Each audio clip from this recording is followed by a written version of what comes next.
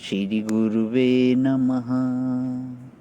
ऐंकार हिंकार रहस्ययुक्तो श्रृंगार गूढ़ार्थ महाविभूत्य ओंकार मर्मः प्रतिबोधिकाभ्यां नमो नमः श्री गुरुपादुकाभ्यां।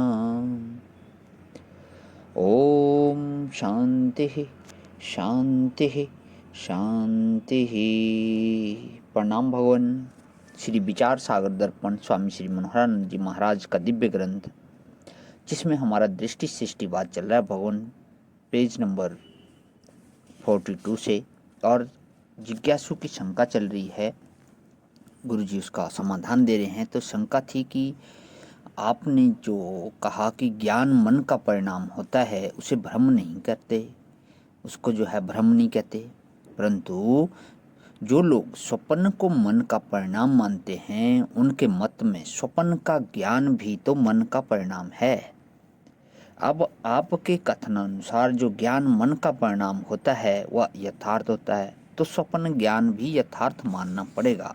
तो जिज्ञासु की शंका थी कि स्वप्न ज्ञान को भी जो है यथार्थ मानना पड़ेगा। इसका गुरु जी समाधान दे रहे हैं, पेज नंबर 42 से आगे कर रहा हूँ भगवान।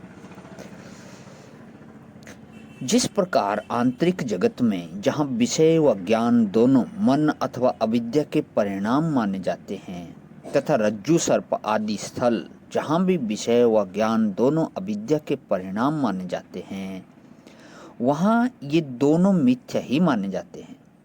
इसी प्रकार इस बाह्य व्यावहारिक जगत के विषय व ज्ञान भी दोनों समष्टि अविद्या अर्थात माया के परिणाम होने के नाते मिथ्या ही हैं।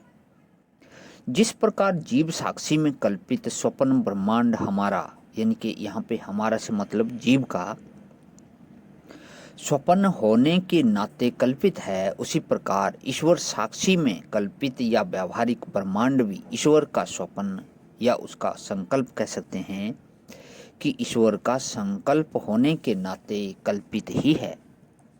स्वप्नत्व यानी कि सपनापन जो है दोनों में बराबर है। हम लोगों का स्वप्न व्यष्टि स्वप्न है तथा ईश्वरीय स्वप्न समष्टि स्वप्न है। जैसे छोटी व्यष्टि ईंट भी मिट्टी है, वैसे महल या ईंट पत्थर का जो समुदाय है भी मिट्टी ही है। जैसे छोटा बुदबुदा जल है, वैसे महान तरंग भी जल ही है।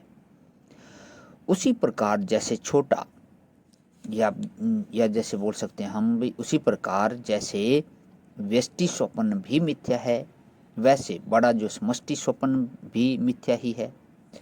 जैसे व्यष्टि स्वप्न के आरंभक संस्कार अपना फल देकर समाप्त होते हैं, तो स्वप्न टूटता है, इसलिए हमारा स्वप्न सत्य नहीं माना जाता या उसको नित्य नहीं है। और इसी प्रकार इस समष्टि स्वप्न रूपी ब्रह्मांड के आरंभक समष्टि संस्कार भी जब अपना फल देकर समाप्त हो जाते हैं, तब इस दीर्घ समष्टि स्वप्न जिनके इस ब्रह्मांड का जो है प्रलय होता है। इसलिए यह समष्टि स्वप्न रूपी व्यावहारिक ब्रह्मांड भी सत्य, यह इसको आज के सत्संग में जैसे आया कि तीनों कालों में एक रस यानी कि अबाध्य रहने वाला नित्य नहीं माना जाता। इसी प्रकार दोनों की तुलना होने के कारण हमारे व्यष्टि स्वप्न को दृष्टांत कोटि में रखकर उसकी तरह इस बाह्य जगत को भी मिथ्या माना जाता है। माया मात्रम इदम द्वैतम आगमोपनिषद का 17वां मंत्र है। यह सारा प्रत्यक्ष प्रतीत होने वाला द्वैत प्रपंच माया मात्र अर्थात माया का परिणाम होने के नाते मिथ्या है। ने नाना अस्ति किंचन अर्थात इस शुद्ध ब्रह्म में वास्तव में कुछ भी नानत्व नहीं है। यह द्वैत प्रपंच जो है इसमें नहीं है, अर्थात जो नानत्व प्रतीत होता है वह मिथ्या है। अतो अन्यादार्थतम बृहदारण्यक का 3:4-2 इस शुद्ध परब्रह्म से भिन्न सर्व मिथ्या है इत्यादि वेद वाणी तथा सत हरि भजन जगत सब सपना रामायण से इत्यादि संत वाणी भी संसार को स्वप्नवत मिथ्या बतला रही है। तो यहाँ पे जिज्ञासु का समाधान किया स्वामी जी ने। ओम शांति ही शांति ही शांति ही। प्रणाम भगवान।